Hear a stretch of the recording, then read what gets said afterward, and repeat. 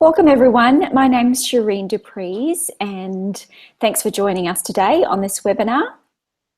Hi, I'm Pauline Tarrant. So the webinar today is called Getting Hired and Staying Hired. Firstly, I'd like to introduce myself. I'm an executive search consultant, recruiter and career coach here in Perth, Western Australia. I'm also an author, speaker and a subject matter expert on careers, having written 6 books. And my guest today is Pauline Tarrant, founder and principal. Thanks, Shireen. I describe myself as an adventurer who's travelled the world and spent my entire working life helping people and organisations be at their best. I write and speak regularly on cutting-edge HR practice and the future of work. Thanks. So let's talk first about getting hired. Now, many of the old rules still apply. You still need to have a polished resume and be prepared for interviews, and networking is still important. However, in the last few years, there have been quite a few changes in the way that employers source talent and also the tools that are available. So let's talk about what's actually new. Most positions are actually not advertised anymore. They're in what's called the hidden job market, and it's been estimated that somewhere between 60 and 80% of open positions are no longer advertised. So that's a really important new development in the way that people go about looking for work.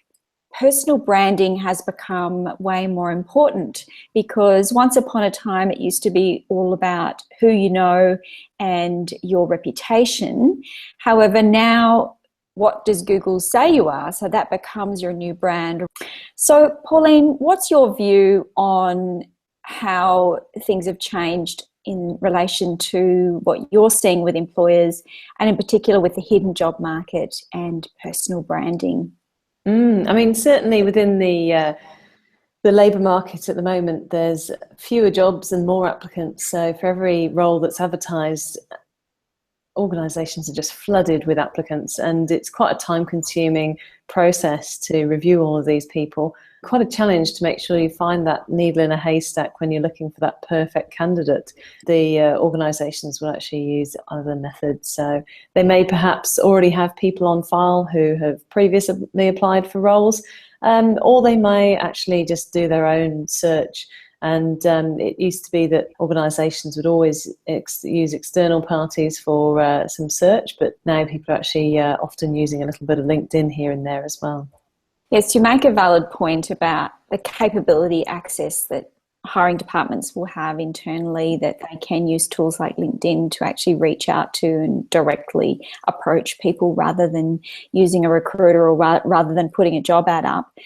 Hiring practices have become a little bit more complex in that sort of situation. It's not so easy for people to really get across that if you're external. I'd like to talk about tools because I think that the technology that's become available in the last few years has been a huge enabler. It's been an enabler for employers. It's also been an enabler for job seekers, although I'm kind of surprised that more job seekers don't use the tools that are available now. Let's talk about the tools. And Pauline, what are some of the tools that you're seeing people use to access the hidden job market and also for personal branding? I mean, social media says it all, really. LinkedIn is your number one place to go. You need to have a profile on LinkedIn. It needs to be up to date. It needs to be comprehensive and it needs to be professional. It also means the photo. There are some very interesting, weird and wonderful pictures that are on LinkedIn at the moment, but you need to make sure you've got a nice, plain, simple photo with a nice, clean background to it that presents you in your best light. So I agree LinkedIn is number one. What other tools do you think? I think blogging is another great way of actually putting yourself out there. It isn't like having almost an online resume like LinkedIn. It's actually a way of really demonstrating your depth of knowledge in your given subject area. So it can actually put you head and shoulders above others within the field because you can really demonstrate where you can actually understand and operate at the cutting edge of your industry. Yeah, look, blogging's a bit of an advanced skill too, I think. And you can also do microblogging, can't you? If you don't have time to put together a sort of a full blog and put that on LinkedIn or have your own blogging platform, I think microblogging sites are also a really exciting development. In fact, that's what Twitter is. Definitely. And Twitter's another great way of people actually finding out about roles that are hidden on the job market. If an organisation just places an advert on Seek at the moment, they'll get absolutely flooded with applications. Whereas Twitter, you'll actually get people that are genuinely interested in working for your organisation rather than just people that are looking for a job.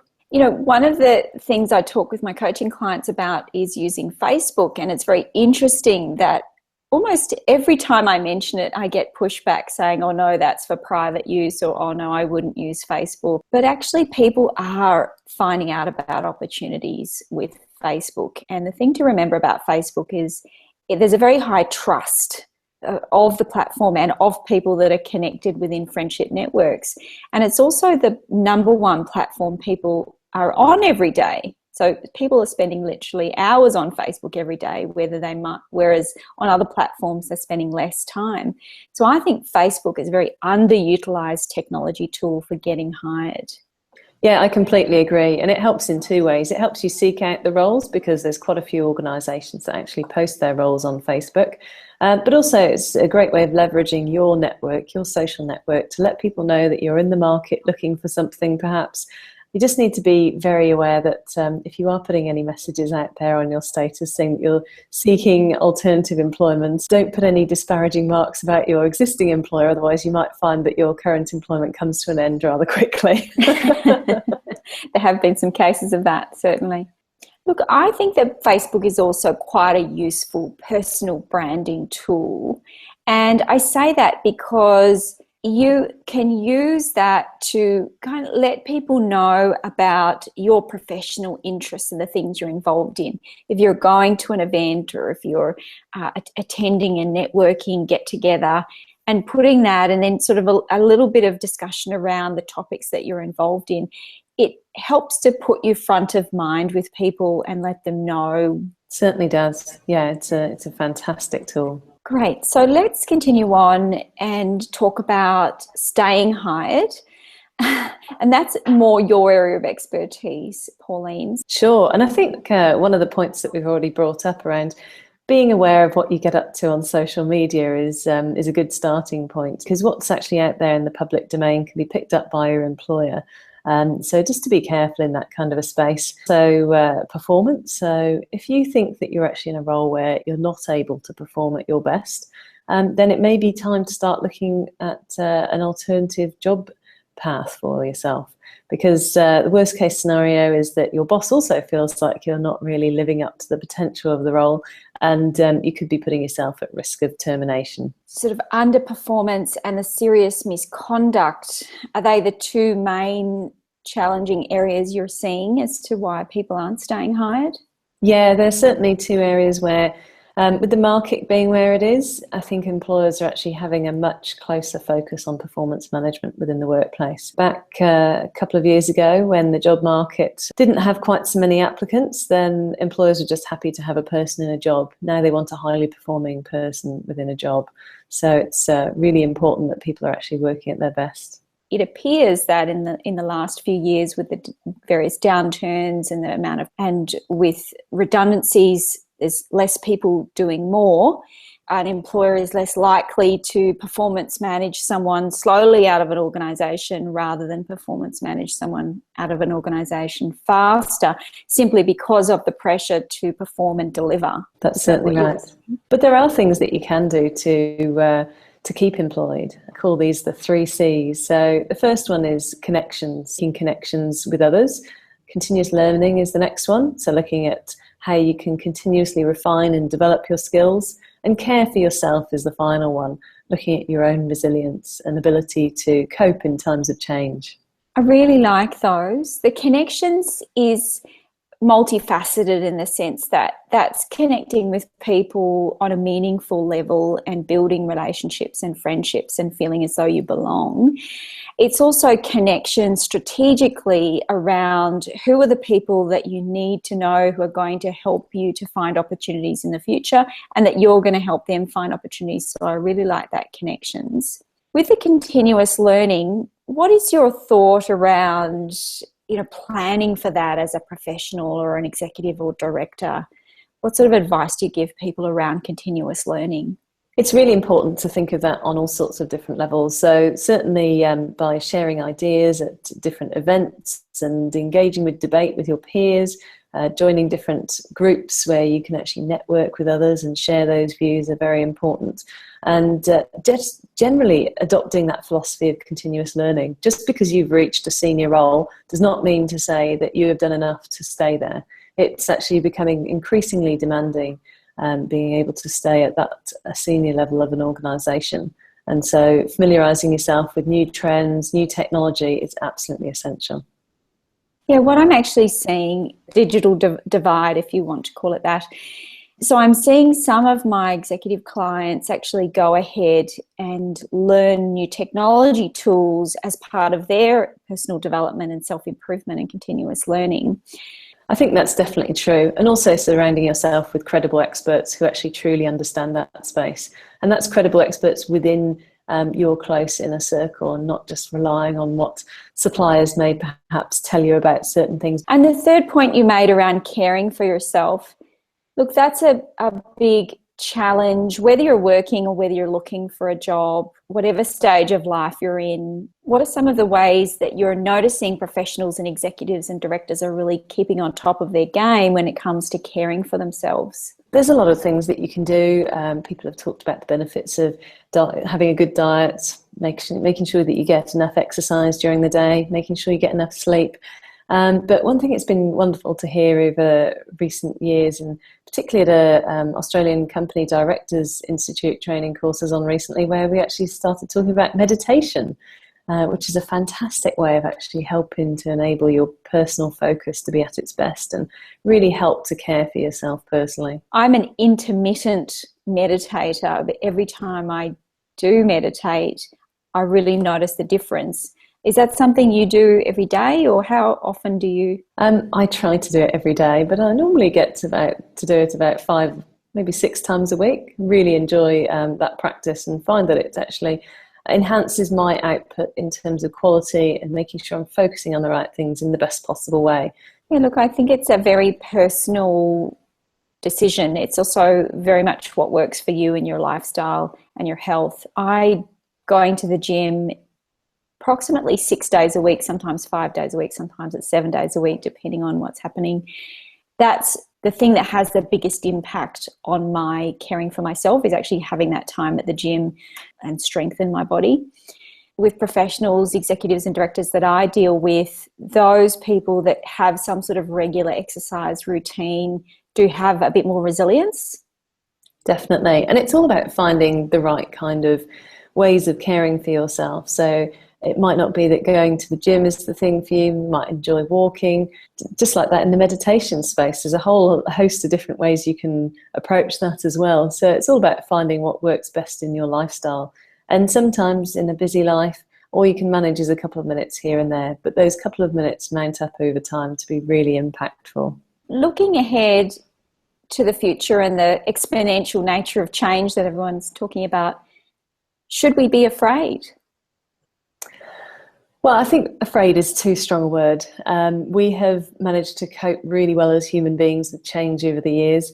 We no longer live in caves, evolved over time to go from 100 years ago, we would have been out working in primarily agricultural work, moved into manufacturing, and we're certainly not seeing any factories like this anymore. With any factories you move into nowadays, you'd be seeing a lot of technology and maybe 1 or 2 people. There's a lot of factories that don't even operate with lights on because they simply don't need to, because the robots don't need to worry about seeing in the dark. So we've really survived a lot of change, and as human beings, we've got the capacity to survive more. And so this next slide is using the word VUCA, or the acronym VUCA, which is volatile, uncertain, ambiguous, and complex. And when I was doing some research on this term, I noticed that it's a term that was coined by the US military in the 1990s, but it seems to have come into fashion lately. Why do you think this is particularly relevant? Relevant to all organisations, careers and workplaces, because we are seeing an increased pace of change. We've seen more change over the past 10 years than a lot of people have seen in the previous 50 years. We need to just be aware of this pace is picking up. Today is actually the slowest pace of change that you will experience for the rest of your life. Yeah, which is a little daunting, but it's also really exciting. And the next slide here, you're talking about some of the new jobs that are coming up on the horizon. It's quite fascinating. I have a further question I want to ask you in relation to those people who feel that they might get left behind or not have the skill sets suitable for these roles. In terms of the new roles that we've seen over the past few years, I mean, SEO optimizer, nobody would have known what that was 15 years ago. Looking at crowdfunding specialists as well, that didn't exist several years ago. Even Zumba instructors didn't exist 10 years ago. It's a really interesting time because new jobs are being created in all sorts of different sectors. And one fact for the day is that 65% of roles that primary school kids will be performing when they reach the workplace haven't even been invented yet. It is difficult to actually get to grips with how to prepare for these new roles. Yes, it's quite phenomenal when you think about it from that perspective that, you know, what I'm noticing is this shift from the standard 9 to 5, this is a defined role, into very dynamic workplaces where recruiting is quite reactive. So we didn't know we needed this job and suddenly we need this job, so let's go recruit and find someone yesterday. Also, that the nature of paid work has changed and also people's interests have changed. So someone who's been studying and developed expertise in a particular field may not want to do that full time for the rest of their life. They may want to do that part of the time. New term called portfolio careers. Well, we're certainly seeing the emergence of people actually having dual careers. Perhaps they might by day be a dental hygienist and by night be an Uber driver. But also the fact that over time we're actually seeing people's lifespans extend that are there attending primary school are highly likely to actually reach their 100th birthday, which is very interesting, exciting, but also shows that there's going to be a very long period of work within that. And the likelihood of somebody just having one single career within that period is very small. So people are looking at having at least 3 major careers. And when we say major careers, your part-time job that you had at Subway when you're 15 doesn't count as one of your major careers. We're talking about the big professions within your career. And so it's really important that you're actually not just thinking about your role right now and what you're doing to help your career bloom right now. It's important to think about, okay, what's the next bud that's actually going to be appearing in your career path? What can you do to actually work around that? What can you understand what's coming ahead and understand what kind of technology may be impacting on your role and how you can embrace it? There's a new bit of technology around called Watson, and it's actually really helping to aid doctors in their diagnosis of diseases. In fact, it's more effective than a human being now. And so the people in the medical profession that really embrace that level of technology will be an advantage to those who actually decide that it's really not for them. Yeah, I think actually portfolio careers is an extraordinary possibility for people to find more meaning in their work, that if they can structure their day where half their day they do a certain amount of work and another half their day they do another type of work, and both of them are equally meaningful to them, and in fact doing both is creating more meaning and interest. I think it's a fabulous opportunity for people to take advantage of that flexibility now available in the labour market. Certainly is, and it's actually coined a whole new phrase, this new wave of people having multiple roles within their day and within their life at any one time is referred to as the Slushy Generation, because you might have somebody who is a blogger slash HR consultant slash driver, Airbnb host. So they might go in on a project, work may be very project driven. That project could be with any employer and in fact in any location. That's a great point in itself, is our labour market is now no longer restricted to the state or the city that you live. There's competition for jobs all over the world because you can work from anywhere within a lot of jobs that are actually coming up in our new economy and new labour market. Excellent. And I like this quote that you have provided here, Pauline. I think it's very apt. Well, this is something that I'd love everybody to take away with them today. If they don't think about anything else, this is the number one point of the day. The future in any one job, the future lies in the person who holds the job. The future is actually with you, not with that particular job role. So have a think about where you want to be and how you can keep up with the pace of change over the coming years. Action steps. What is it that people can do, or I'll put the call out to you, the watcher. What action steps can you take today to move things forward in your life, to improve your chances of getting hired via the hidden job market or with personal branding, or to improve your chances with staying hired and with the 3 C's, which were? Connect, continuously learn, and care for yourself. Great. So thank you very much for watching today. Thanks for joining us. Please do connect with Pauline. She's quite active on social media. She has a fabulous newsletter. I would recommend you subscribe to her newsletter, and you can see the details there on screen for ways to reach her. So thanks very much for your time today, Pauline. It's been lovely joining you. Thanks again, everyone. Have an enjoyable rest of the week, and wishing you all the best.